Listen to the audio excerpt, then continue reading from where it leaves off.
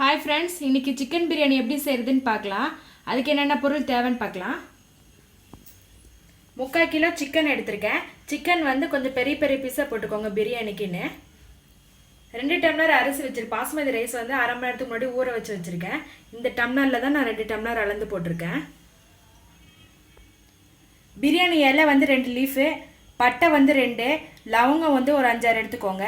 ஏலக்காய் வந்து 2 ஏலக்காய் நான் தட்டி வச்சுருக்கேன். 2 தக்காளி எடுத்து கட் பண்ணி வச்சுக்கோங்க. ஒரு பெரிய வெங்காயம் எடுத்து நீளமாக கட் பண்ணிக்கோங்க. ஒரு கைப்பிடி அளவு புதினா இலை, ஒரு கைப்பிடி அளவு மல்லி இலை எடுத்துக்கோங்க. ஒரு 2 பச்சை மிளகாய் எடுத்து நல்லா கட் பண்ணி வச்சுக்கோங்க. 1 டீஸ்பூன் அளவு இஞ்சி பூண்டு பேஸ்ட்டு. லெமன் ஜூஸ் வந்து 1 டீஸ்பூன் எடுத்துக்கோங்க. மிளகாய் தூள் வந்து 1 டீஸ்பூன் எடுத்துக்கோங்க. கரம் மசாலா தூள் 2 டீஸ்பூன் எடுத்துக்கோங்க. மல்லித்தூள் வந்து 1 டீஸ்பூன்.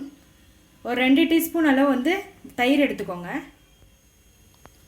இப்போ குக்கரில் 2 டீஸ்பூன் எண்ணெய் விட்டுக்கோங்க. அது கூடவே 2 டீஸ்பூன் நெய் விட்டுக்கோங்க. நெய் விட்டால் கொஞ்சம் வாசமாக இருக்கும்.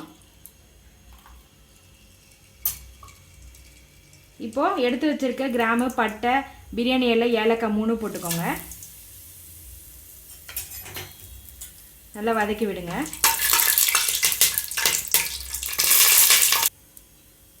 அடுத்து கட் பண்ணி வச்சுருக்க வெங்காயம் போட்டுக்கோங்க.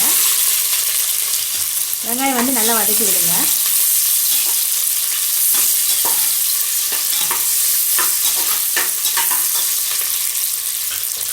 பச்சை மிளகாய் போட்டுக்கோங்க.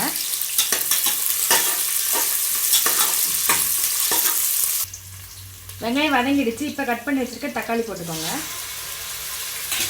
தக்காளி வந்து நல்லா வதங்கிட்டோம். நல்லா வதக்கி விடுங்க.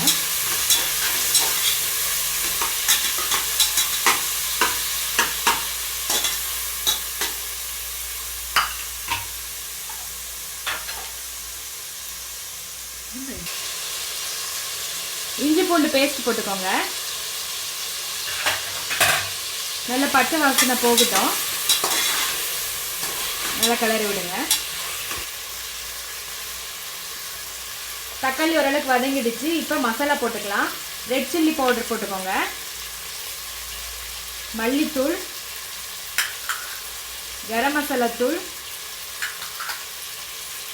சேர்த்து நல்லா கிளறி விடுங்க. எடுத்து வச்சுருக்க தயிர் இது கூடவே ஆட் பண்ணிக்கோங்க. தயிர் போட்டோமா வந்து சாதம் வந்து அடிப்பிடிக்காது. இப்போ புதினா இலை, மல்லி இலை சேர்த்துக்கோங்க. சேர்த்து கிளறி விட்டு சிக்கனை வந்து இதில் போட்டு வதக்கிக்கலாம். இது கூட சிக்கன் சேர்த்துக்கோங்க. நல்லா மிக்ஸ் பண்ணி விடுங்க.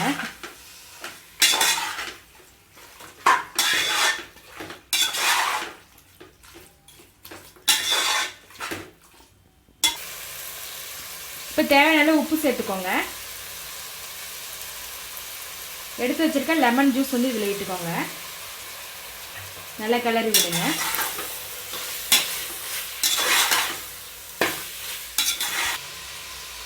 இப்போ 1 கப் தண்ணி ஊற்றிக்கலாம்.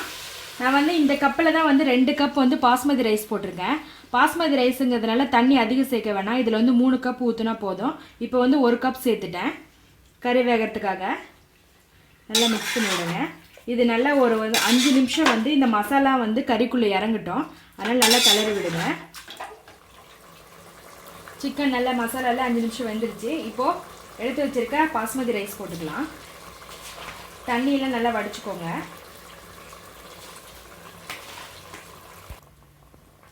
ரைஸ் போட்டு நல்லா கிளறி விட்டுக்கோங்க. கலக்கிட்டு இன்னும் 2 கப் தண்ணி வந்து இது கூடவே ஆட் பண்ணிக்கலாம்.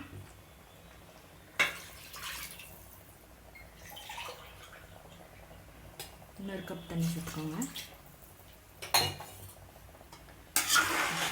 உப்பு காரம் வந்து கரெக்டாக இருக்கான்னு செக் பண்ணிக்கோங்க. செக் பண்ணிவிட்டு இது வந்து நல்லா கொதி வரட்டும். தண்ணி கொதிச்சிருச்சு. இப்போது இதில் வந்து 1 டீஸ்பூன் அளவு வந்து நெய் விட்டுக்கோங்க. நெய் விட்டுட்டு குக்கர் வந்து மூடி போட்டு 2 விசில் விட்டுருங்க. குக்கர் 2 விசில் வந்ததும் அந்த விசில் அடங்கின பிறகு ஓப்பன் பண்ணிக்கோங்க. பாருங்கள், பிரியாணி ரெடி ஆகிடுச்சு. இப்போ வந்து மெதுவாக வந்து இந்த சாதம் வந்து உடையாமல் கிளறி விட்டுக்கோங்க.